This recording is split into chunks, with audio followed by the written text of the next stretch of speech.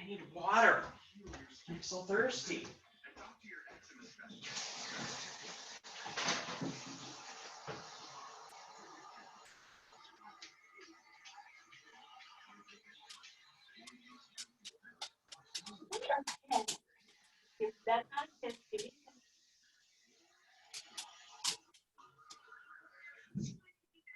Did you empty the dishwasher first? Check it. You did it? Check it. I know, but did you put the clean ones away first? Thank you.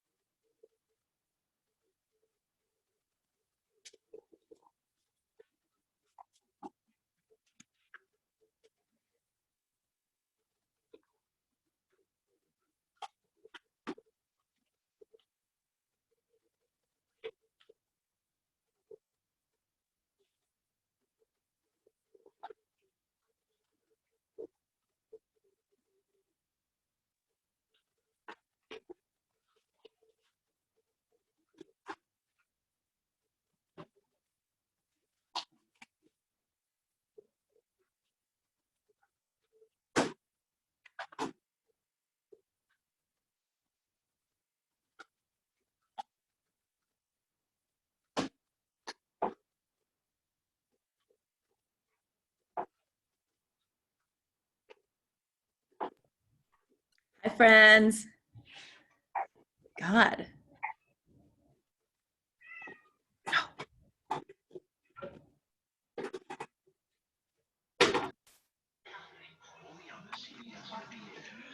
Sarah, how's your injury?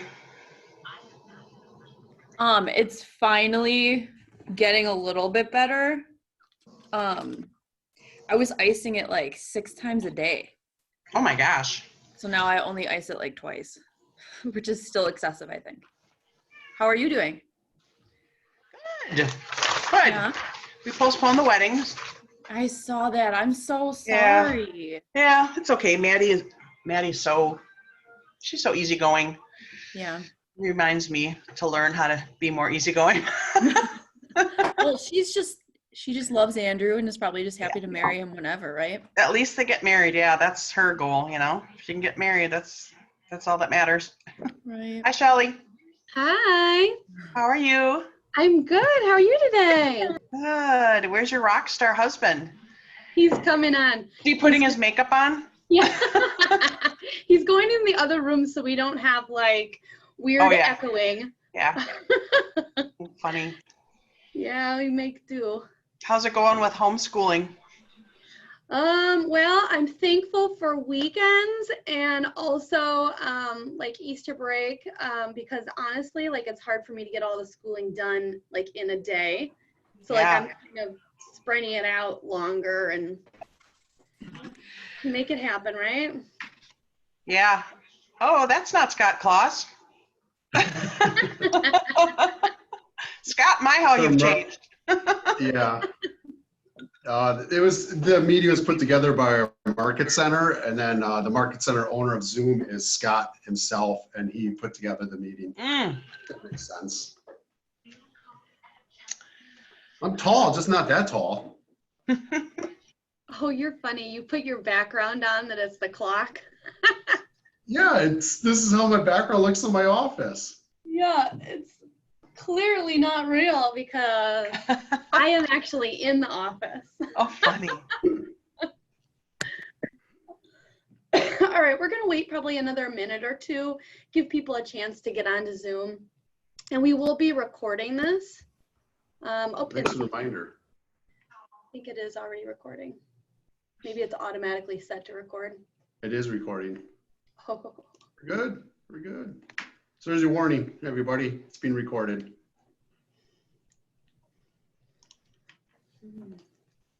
So how about you, Mary Beth? How's things going in your neck of the woods?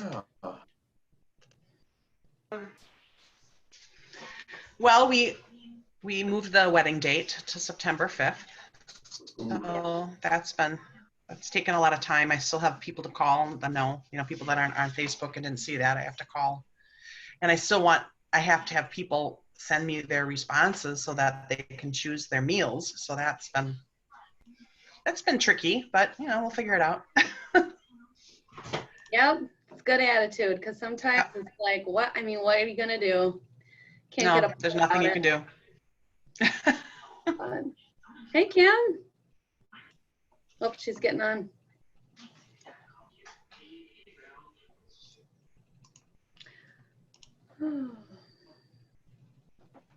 All right, pretty soon here, we'll go ahead and get started. I'd say maybe tops 1 more minute. Yeah. All right. If you want to be really freaky, see that chair there? That's where you're sitting. Yeah. You're just having way too much fun with these backgrounds. I hate having backgrounds. I feel like I'm always like going in and out of focus and my head disappears. I don't know. The green screens don't really like me. All right, so we're going to go ahead and get started. First off, I want to introduce myself. I'm going to be kind of moderating. So I'm CJ's wife and executive assistant, and a little bit about him. He's been in real estate for 10 years, and we have a small team that operates out of the Germantown Keller Williams office, which is actually satellite out of New Berlin. So anyway, So if you don't know us, that's where we're from. We service typically anything within about 40, 45 minutes of Cabela's. So that's kind of like a good identifying landmark for us. And then also we joined Keller Williams in November of 2018 so that we could learn how to really grow a team. Because I'm an unlicensed assistant, and CJ, being an individual agent, we just felt like we were spinning our wheels and we couldn't really get any more transactions. We were like plateaued. So now we have a team of 6. And CJ, can you start by just telling me a little bit about the team structure that Team CJ has now? Yeah, absolutely. It's actually quite amazing now that I thought about it just for a moment. Our team structure consists of 2 buyer's agents right now. That's Tina Monroe, Lisa Sutrick. And then we have a listing agent specialist, newly hired to the team, Fred. And then we also have a transaction coordinator, Jen Olson. And then we have my wife and assistant, who's Shelly. So that's our team presently. Prior to the team, what I think is really interesting to make clear is though, like I was a solo agent, plateaued usually 30 something deals a year, hired an assistant, my wife. It's a very tough interviewing process, but she fit the part. And now we've been, for the last few years, as Shelly shared, we were consistently averaging about 45 to 49 transactions a year. This year, we're excited with our team now growth. We projected to expect, 100 transactions at the end of the year. But we're looking like we're more on pace based off of MLS's seasonality. I don't know if anybody pays attention to that, but, our business does that where it's lesser going on in, the months of October, November, December, January, February, and then March starts to belly up like, hockey stick, we'll say. And literally July and August is double what's going on in November, December. So we're looking at a projection of, 84 closings when we really want to hit 100. But it's okay. It's collectively what we decide as a team, what we want to do. Yeah. All right. So being the leader of the team, what are some thoughts around that? What's it take?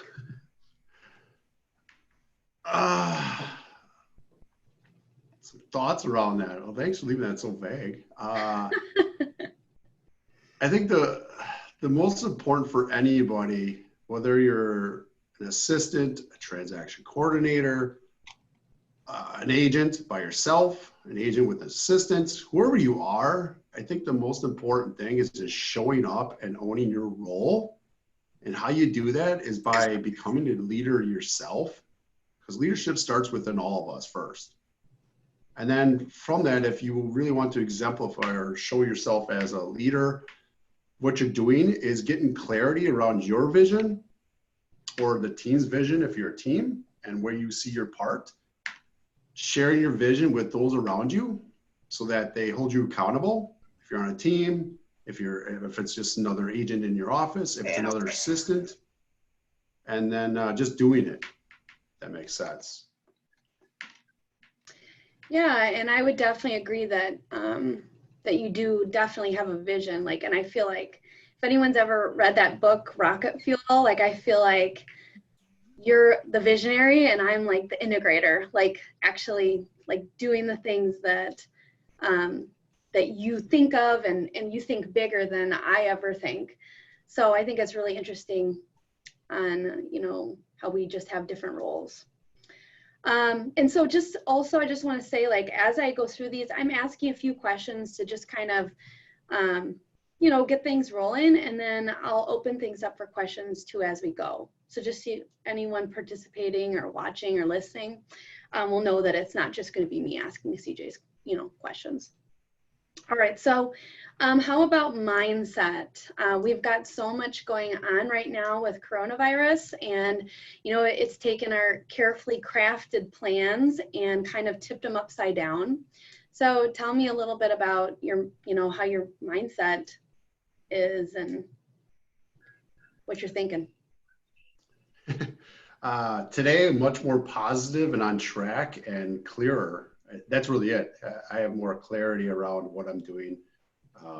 And the same thing with folks on my team, as well as just other agents that I, associate with.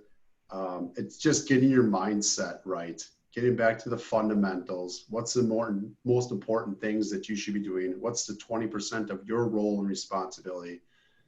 For the sales agents, it's building your pipeline, script practicing, lead generating or prospecting, follow up, and then, of course, getting appointments and agreements.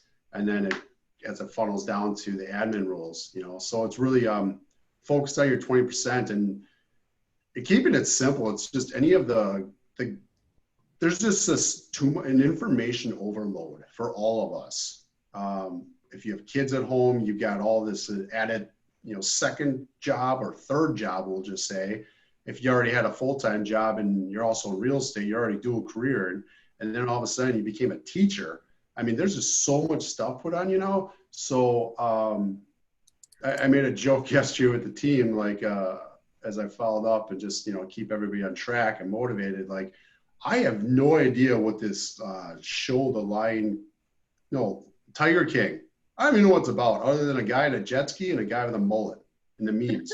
And what I mean by that is I'd love to watch it for some humor, but at the same time, I literally just don't have the time for unnecessary stuff, waste in my life. So anything that I find that is just not, I would have to say I'm very, very purposeful. So that whole E to P talk you hear about a lot, I would say everything I do is for a purpose.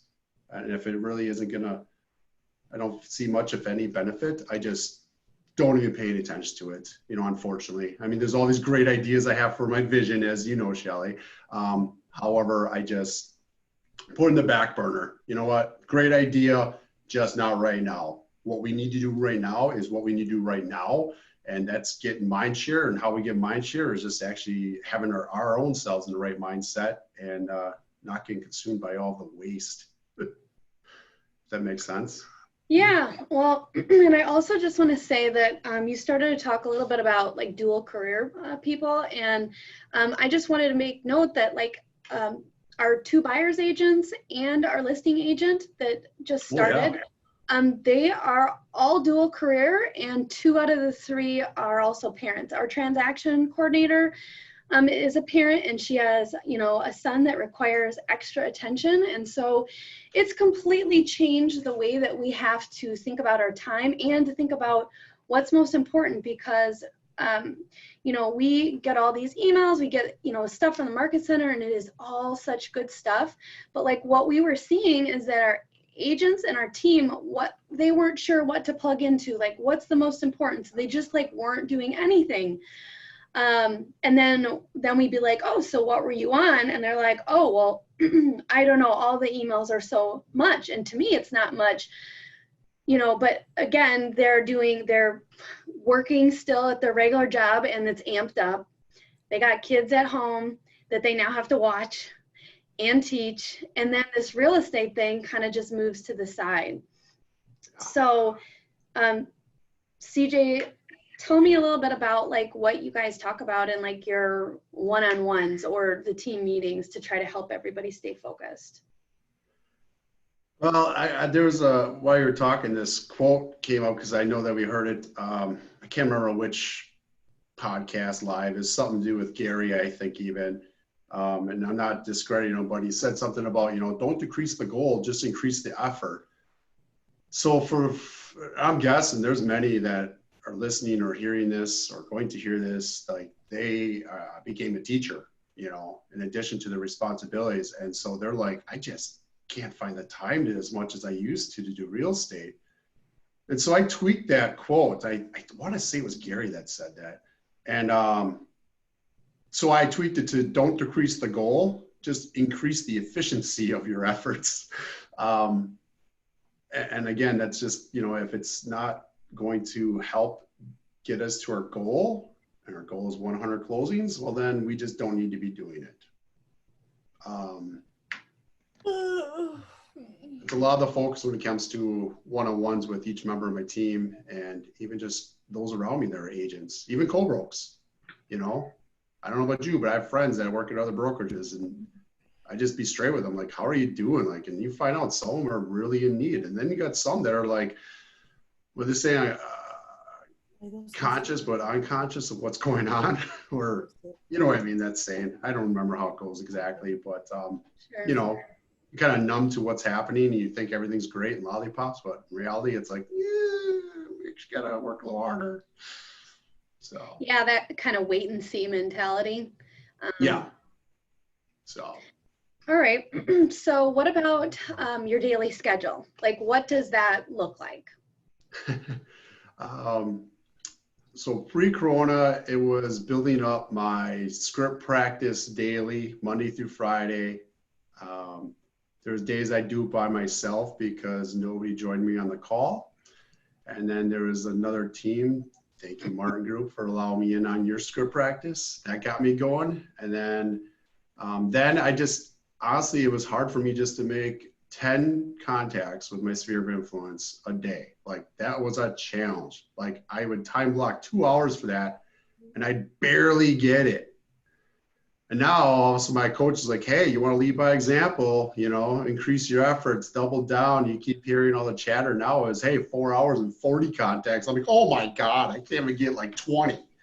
So now I said, all right, Lance Logan said this, right? You got to crawl before you run. So I'm like, all right, I'm going to crawl to 20. Once I get 20, then I'll start to increase my time and also at the same time become more efficient in my contacts. So that way I can get that 40 in 4 hours if I can time block 4 hours.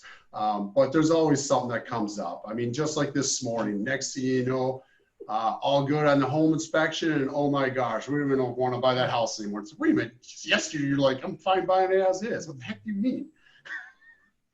So, you know, I've got normal challenges just like any other agent. It just comes up, you get debunked from your schedule, and unfortunately then that if I still want to make that commitment and that promise I made to those who hold me accountable, I got to find that time to make those contacts. That's really my primary focus, is just making those contacts.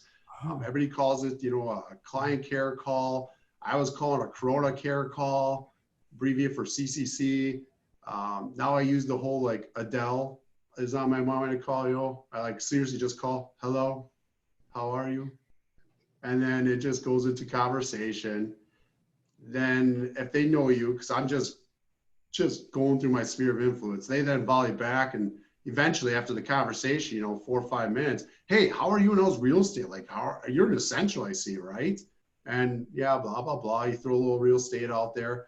And then I got excited just before this call because actually somebody who I made a call to, I know she's in healthcare and her daughter's in healthcare. I just said straight up, like, hey, we got hand sanitizer. Let me know. I'll swing by, drop some hand sanitizer off.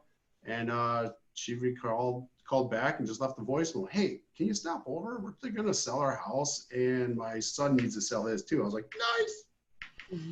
Mm-hmm. So back to the question, focus on that lead gen warm up, as we're calling it, script practice. Just get the mind going, make those calls, get those contacts. And then, of course, from those contacts, then working your conversion, getting the appointments.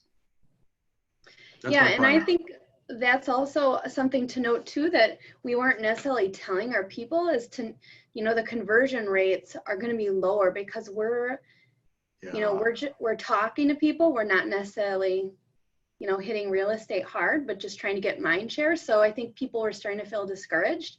And even you, CJ, do you want to speak a little bit to that? I get frustrated. I share my frustration. I record my calls and how many times it takes me to get a contact to actually get an appointment. And it is usually around 44 to 50, sometimes a little over 50. And I'd have an appointment, whether it be with a seller or buyer. Now I'm like running on, I mean, it's unfortunately increasing the number of contacts I have to make an appointment. Mm-hmm. I mean, it's literally, I'm talking like 60, 70 right now.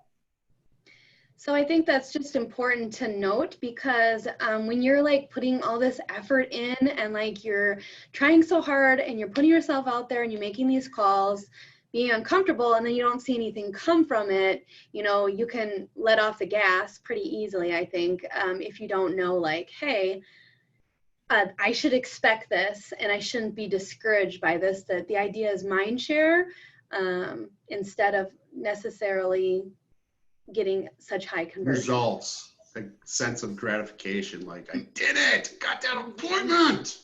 Yeah, instead you have to get that afterwards. gratification from your numbers. Yeah. All right. So before I kind of move on to the questions that I made, I wanted to ask if anyone had anything that they thought they would like to ask CJ about what he's talked about so far. If you want to go ahead and unmute your mic and ask, or put it in the comments. I'm curious. So my team has kind of a different structure, and it seems like we don't have buyer's agents and listing agents necessarily, but how do you in an executive role best support, the team? Because you do have a transaction coordinator, so you're not necessarily managing that aspect, but. So for me, a lot of the marketing is going to land on my shoulders, and then I also take listings. So CJ gets it signed, or the listing agent, and then it comes to me, and then I'm going to go ahead and take care of all the details there as far as putting into MLS, getting photos scheduled, writing a description, and then also all the marketing that goes into that. So I'm kind of more like marketing, listing to AO, and then also just marketing in general.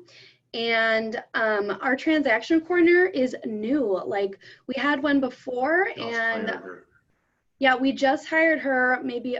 And Fred. Yeah, a month and a half ago. Yeah, so the transaction coordinator is not trained yet. So right now I'm doing like Loom videos and things to show her what I'm doing, and I'm handling the transactions too. And because she's not experienced in real estate. But before that, I wasn't doing transactions. It was just the transaction manager. I was taking it from AO kind of to close with me supervising them. Okay, thank you. Mm-hmm.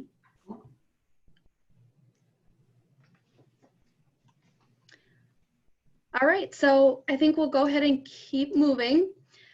So we talked a little bit about your daily schedule. How about we kind of switch gears and talk about like CRM, so Command. Because we're on it. We're on 100%. it. So, we don't even know their CRM. no, we do not. So what are your favorite features from Command right now? For me, in my role, I'm all over the contacts, of course. Make a call, input a note, whether it's a call, text, whatever it is, about what the conversation was about. So I have a reason to, like, something to talk about the next time I talk to them. Then creating a task if there's a need to speak to them again prior to the quarterly call.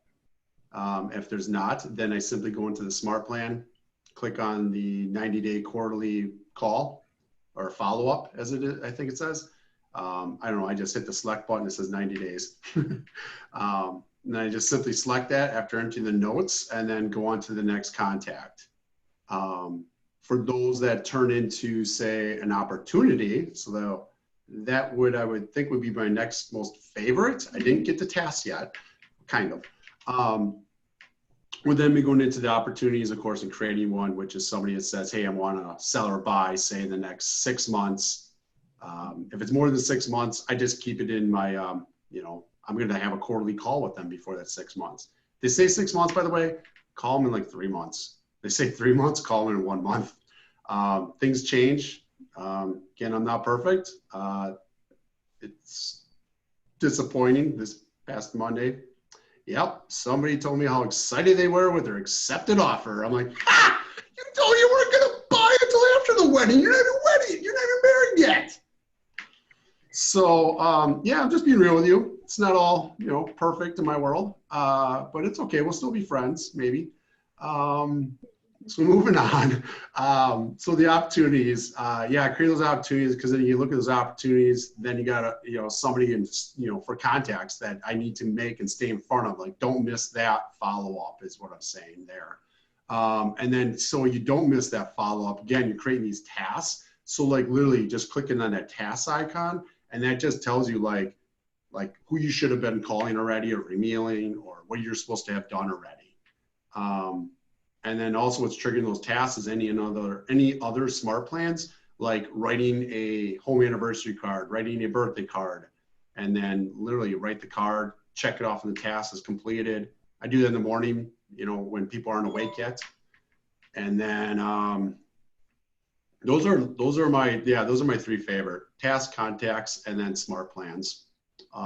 There's other things I love, but as Shelly knows, I don't spend time on the campaigns because that's more of her jam. I think they're great. I love the results we get them, especially out of like a social media, Facebook, Instagram, ad that you put out there, because then we get leads out of it, and then those are filtered into as additional tasks. Right? There's a contact. They simply just put them right into command, and you simply just see it comes in. I try to call as soon as possible. And then if they don't pick up, I don't know if it was Nick Baldwin or somebody I was just listening to the other day. Like he says, he calls until they tell them not to call anymore. And that's totally true. Like you almost sound like you're just spinning your wheels, getting no results. Next thing you know, it's 2 years later, and somebody's got a drip campaign where you're not spending much, if any, time. All of a sudden, hey, sorry for ignoring you. Oh, that's even another good one, like Twilio, where it automatically texts all people if you got set in your smart plan. That's even fun because they text back and it's like, oh, I didn't even text you. Actually, I programmed it to do that. So that's another favorite of mine.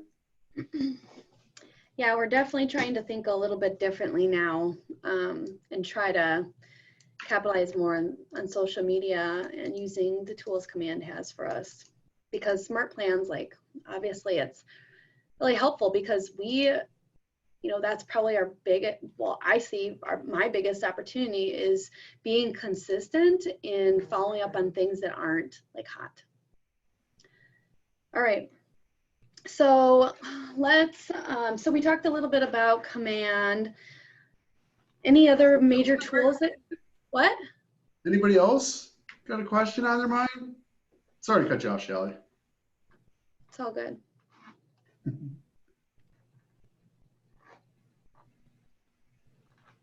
Any questions about command? Or I should say how we use it. Well, I guess I have a question. So being on Jay's team, I haven't, he hasn't been using command. The ops team now puts all of our transactions in command for us. So I haven't been that up to date on all the trainings, and I'm trying to learn it now because I just think I need to know how it works better. So when you guys switched from your other CRM to command, you did that, I'm assuming? Mm-hmm. Do you just do like, okay, so then when you enter a new contact and you get all their information in there, then you just one at a time start their smart plan? I know that sounds really rudimentary, but you just do it one person at a time and you just start, or do you go through and add 10 people and? You can mass assign. I think 50 is the max that you can do if you change the number that you can view. But when we started, we moved ours over pretty close to when command went live, because our, the CRM that we were using, like we had a 1 year contract and it went up, and like we were like, let's just do it. So we actually started syncing it 2 ways with Google. I forget the name of the app, and we actually stopped that because it started to like mess up some of the fields and imported incorrect things. 24 of the same contact on my phone. Oh. Yeah, so that I would probably don't do that. It probably better won't. Now. Yeah, it won't do that now. This was at the beginning. So then we had to go through and clean them up, and I think we have, and I don't know, 1,000 or something with all the other agents. I think it's like yeah, Somewhere around there, because spouses are in separately, so I think it might be like 1,200 or something. But So then is that your job, Shelley, to go in every day and check the tasks and then follow up on every single task on every single contact? Is that, or do you guys No. share that? no, and we don't have contacts for, or I mean, smart plans for everything. Like some of the things, they don't, like they might be automated, so we're not doing like the monthly nurture, like that just goes out to people. And so kind of when we get a contact added in now, we depending on what it is, like we'll assign a smart plan right away if we know like that they are planning on selling in so many days. But otherwise, if we're just adding in a contact and they're not like a lead, like we might only put on neighborhood nurture or not. Like it kind of depends on each one, but that is typically like my job. CJ will send me an email when he wants to add someone into our mailers or campaigns, and he'll say like, add this person in, and then I'll take it. And then, well, actually now Jen's doing it because it's something she can do with like not a lot of like technical training. Okay. So she goes in and puts it as the contact. She'll label it as sphere. She'll then go into from your friends, add it to that address list because there's problems then, like you can't export from command very easily. So she has to also put that on her system. And then she'll go and she'll assign a smart plan of the monthly nurture after she assigns a neighborhood, and then she'll copy and paste CJ's notes from Google Contacts usually. Ah, okay. Okay, so if you were meeting a person, so say CJ, you went out and you met someone at a networking appointment, networking group meeting or something like that, and you wanted to add them, how would you add that person? I mean, if you only got your business card, you don't have their address, right? You just have their email and their phone number. How would you categorize them and what would you do? And I'm sorry if this is all like a no-brainer for everybody else on this call, but. No, it's simply just adding a contact like you normally would in the contact section. And then like them, like anything else, 90-day follow-up. Okay. So I'll enter what I know on them, hit the 90-day follow-up, and then call them in 90 days. If they ask a little more above average questions about real estate, like, recently engaged, well, then it's like, oh, well, then I stay in closer contact with you. Okay. Because, do you own where you are presently? Are you renting? How about your spouse? Are you moving in with them? Or are you guys buying a house together? And then that'll decide, whether or not I have a smart plan for them or just make like one task to say, call them in 6 weeks. Okay. Or a month. And then when I make that task and I complete it, I'll enter the note and then I'll create another task manually when I feel is going to be the next best time to follow up with them. And then also I'll make a note like talk about whatever. So do you ask them for their addresses so you can send them a handwritten note, or do you look it up? If I really like them and connect with them, yeah, because it comes easily in conversation. Like, Okay. Hey, you're cool. I'm like, and then like we participate from your friends. I know it's kind of on the hold right now, but that was an easy way to say, hey, give me your address if you want to get some discounts to local restaurants and other activities. Oh, cool. Now That's a it's good idea. like, yeah, it was an easy, way to ask, but now it's like, you got to develop a little more of a relationship. And I don't know why, but it's still uncomfortable for me to ask. Yeah. And I just did it. And it's my freaking go-to electrician. Like, I know it's hard for me to ask for every month or something. Yeah. It's hard for me to ask for that. And it's also hard for me to ask for people's birthdays because it seems so personal.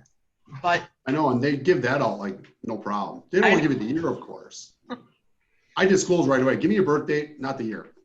Yeah. And they ask why. I'm like, do you like to be reminded it's your birthday coming up? Or how about, I always play the fun one, like, hey, I'll remind your husband that your birthday's coming up. Yeah, there you go.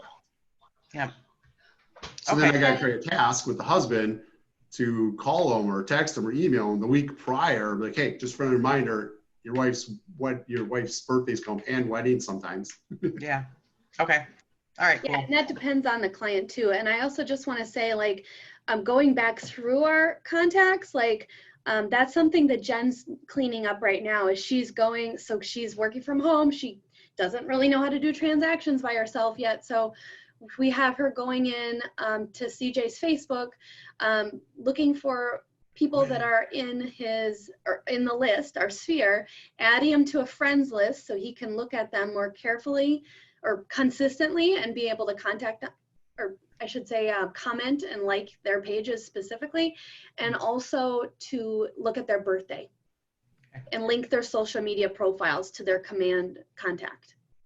Okay. So like that's something that you know, could be someone you could hire out to do it. It's not super hard. It's hard to explain, but then like when you're doing it, like it's not necessarily an agent needs to be doing it. Like you could probably find, you know, a savvy, you know, neighbor kid or a friend or someone to do it for you, because it's actually really helpful, but not in a time, it's time consuming though. So Yeah. Side note on that.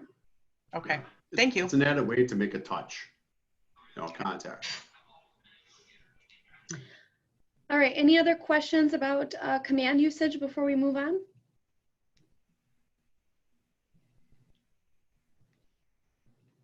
Okay, so so Siege, with coronavirus and all this that's been happening, where have you really pivoted in your business? I know we touched on this earlier. We were talking about contacts and consistency. Yeah, the biggest thing that I really took lead on right away, and this would apply if you're a solo agent or you're a solo admin on the team, is where do you fall in the GPS that's, you know, your priorities, your strategies. That all got shifted.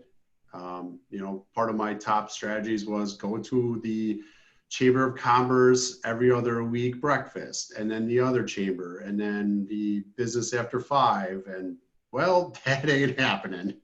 So had to just simply readjust not only my own priorities and strategies, but also those of my team. And by doing so is just simply asking like, hey, your lifestyle's changed. Let's be, what did I share yesterday?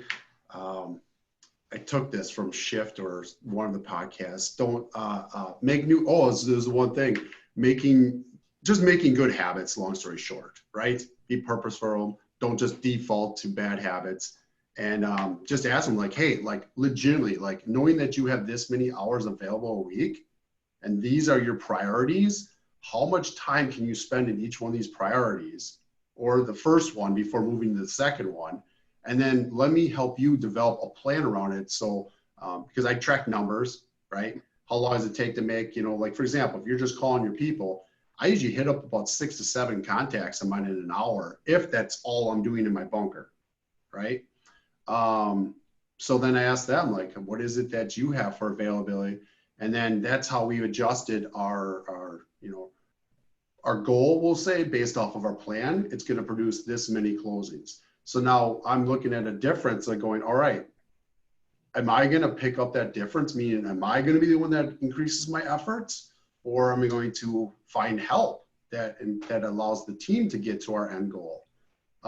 So if you're an individual agent, you know, it's up to you. Like, are you okay with lowering your goal, unfortunately, or are you going to pick up the pace knowing that you're still going to hit it at the end of the year? So that was the most important thing that I did initially, like right away. And then again, it's really just adjusting your business plan. Well, what's your goal and what's your plan? How are you going to get there? Mm-hmm. And just having like a lot of clarity around it, so everybody knows what are expectations. Yeah, and I think, well, I'll just segue into, how are you keeping the team plugged in? So through our team, it's been, I think, a little more challenging from those I hear around me. And what I mean by that is it's simply because we have a lot of dual careers. And so, you know, asking everybody to be on the, say, 9 a.m. huddle, it's a real challenge because, you know, they might have their other job or teaching at home.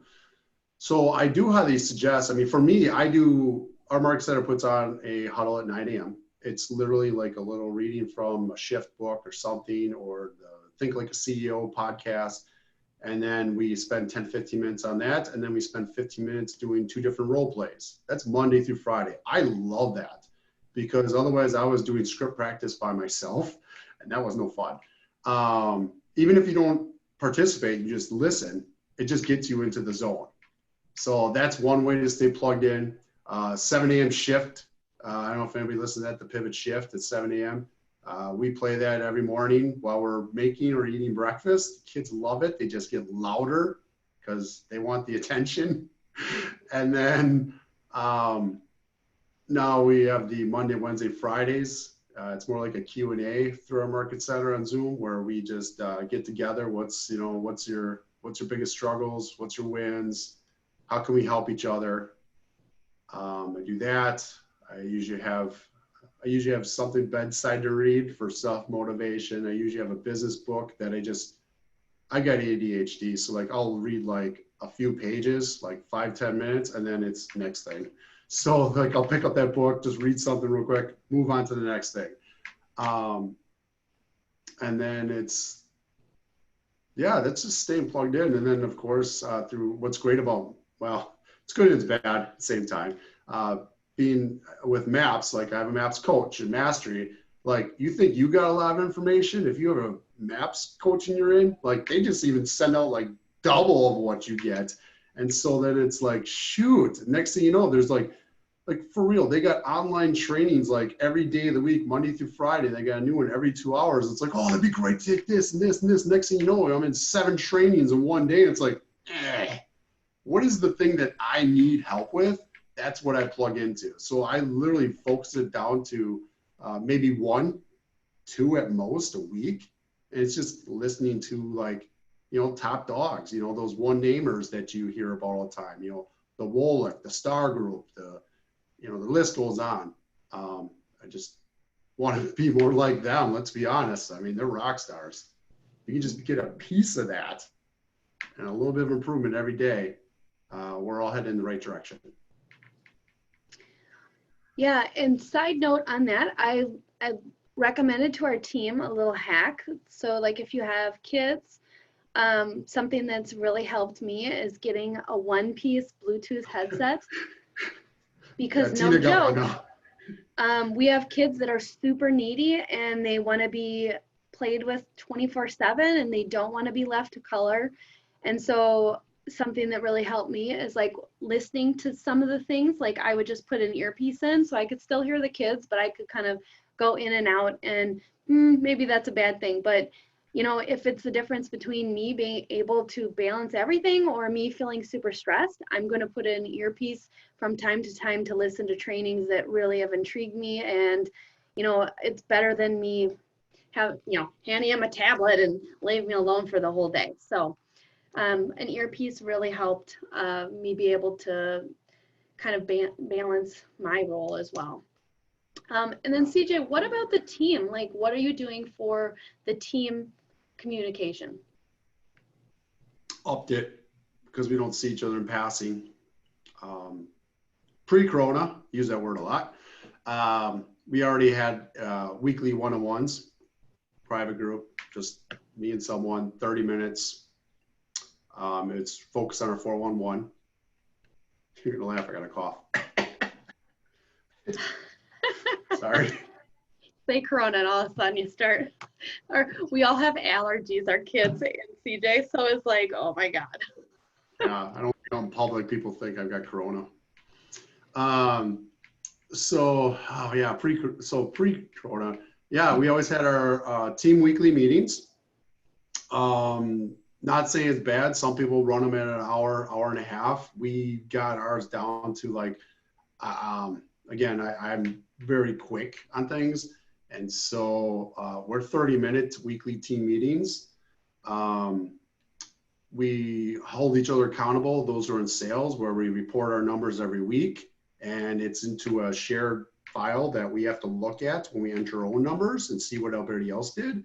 And then we also bring that up during our weekly team meeting.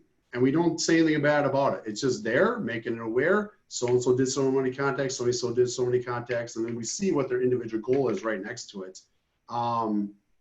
again, it reminds me myself, because I enter my own numbers and it's like, crap, I got 87 contacts. I promised you 100.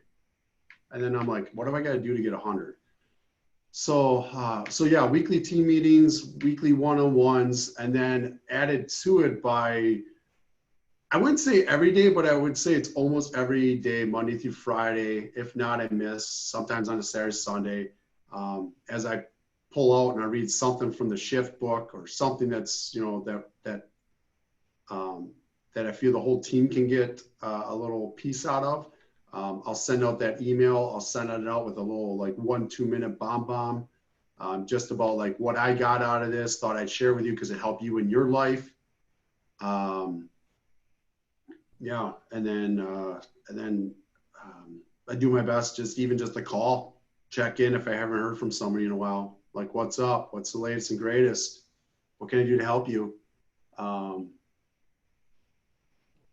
Yeah. So just upped on communication and suggested getting involved in more stuff, just hearing it. I mean, especially since you don't got to go spend 3 hours, 4 hours setting up for an open house. Might as well spend the 3-4 hours doing something else that is productive. Yeah, that's true. Does anyone have any questions for CJ about really anything? Anything. Hi, yeah, I have a question. Please.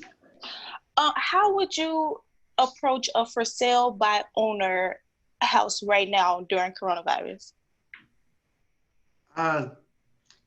Just hold on, let me think for a second. So I just approached one last week and we wrote an offer on it. It was just like I normally would have. I mean, obviously you're looking to sell. I'm never one that calls and says I might have a buyer, let me in your door to get the appointments. Now that does work. It's just not me. I only called them because I said, legitimately, I've got buyers that have interest in your place.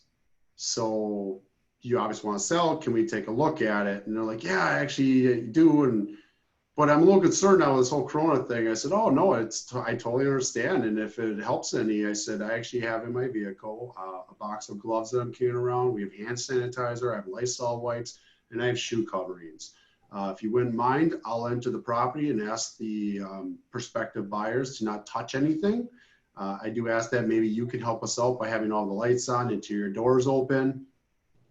And so that way the only door that I touch is the front door and it's me. I'll put gloves on, touch your door, leave touching your door, and then take my gloves off. So that way it reduces any risk for any one of us.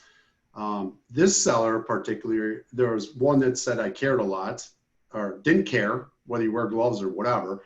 And then the other one said, like, I don't even know if I want some in my house. So just me showing that I had taken into consideration everybody's perspective on what's going on and being respectful, it worked out smooth. And so we walked through it, had chatter with both of them, conversation about what's going on, kept our 6 feet from one another the entire time.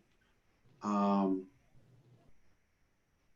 I would just say we took all the precautionaries that we've just, I guess we just have a system of taking precautions already. Like we have notices on the doors of our houses for showings. We don't allow more than one couple in the house at a time. Yeah, we started implementing this even before it was a policy in our office, actually. There's some agents that are like, well, that's just stinks. We can't get in there soon enough. Sorry, I'm getting off topic of your question. But just know that, I just shared like what we are doing. And then they appreciated that. And yeah, but I mean, if you're going in for prospecting and for sale by owners, then you got a different edge on it, It's like saying, hey, look, you obviously want to sell. And still, I think it's good to share what it is that we are doing as a precautionary to keep everybody safe and healthy. So I'd say it's almost the same, and then just talking more, unfortunately. You learn most when you are quiet and listen. But in this situation, I think you do have to have like that 1 minute commercial of, hey, real fast, we're taking precautionaries, blah, blah, blah, blah, blah. How does that make you feel? Much better? So may I stop over at 6 or 7 better? Oh, not weeknights? Oh, how about Saturday morning? Is 9 a.m. or 10 a.m. better? Okay, so do you think it would be easier to do door knocking now, or? So we shut down our door knocking. We used to door knock any new listings, neighborhoods. Yeah, we don't do any of that anymore. Again, if we were able to still keep up on the pace that we're doing with having the time allowed, again, we got a lot of dual careers. So if we were still on, if we still had the time, I guess what I'm saying, what I was saying, so we can't door knock. I actually looked into like all the different, dialers and ways to get phone numbers in neighborhoods. That might be something if you're into that, because I personally don't think it's a personally professional. I don't think it's a good idea to door knock right now. Heck, we even do door drops when we talk to our people. We even talk to our own people in face. We drop off whatever it is that they need, whether it's hand sanitizer to I need TP. We did that, dropped off the door and ding dong ditch. Shelly's been doing a bit of that, so that way I can focus on my contacts. Thank you. Yeah, so I'm sorry. I don't want to come off like being a jerk, Shimon, but yeah, I don't know if door knocking is a good idea right now.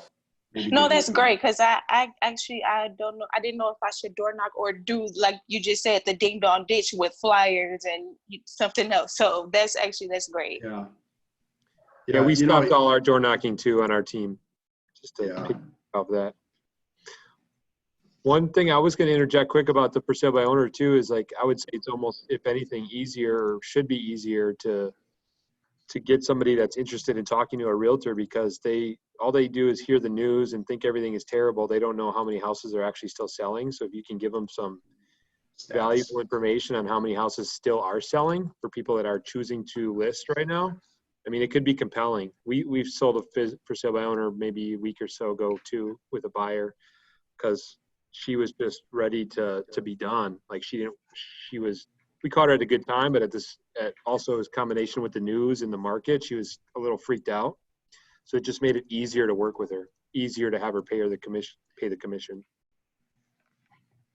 Yeah, I would agree.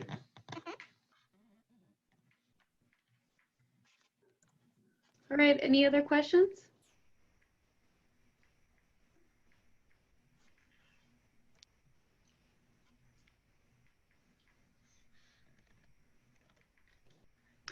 All right, so CJ, is there anything else in closing that you'd like to share? I do appreciate this opportunity to share and also receive at the same time. Thank you, those who are here. Yeah, I feel like that's always a really interesting thing, is being able to look inside someone else's business and, take notes of things that are different from your own. And like, that's one of the ways that we have grown from just me and him to having like more systems and more, I don't know, just more control of our life, is listening to other people and what they're doing and not always reinventing the wheel. Because I feel like that's all that we did for the 8.5 years before we joined KW. So. Yeah. There's one more thing that we're just a reason to make another contact, since you can't do door knocking or things like that, is home checkups. We're like literally, we're actually looking to get this going. It's just a past client. It's literally just going to be like, hey, here's an email. It's going to be a hyperlink to like 3-4 sales in the area. Ballpark what your house is worth if you chose to sell today. If you don't choose to sell today, here's our go-to lender to refinance. If you did that refinance or not, let's help you save money. Here's our go-to insurance agents, re-quote your insurance. And this is a great time to make improvements. There was something else we're going to put on it, but it was a home checkup. Used to do this back in the day when I was an individual agent and just needed another lead gen lever, some way to make a contact and some way to like generate a lead. And to give value. Yeah, and providing value, as Jeremy shared, more than the Adele intro. Hi, how are you?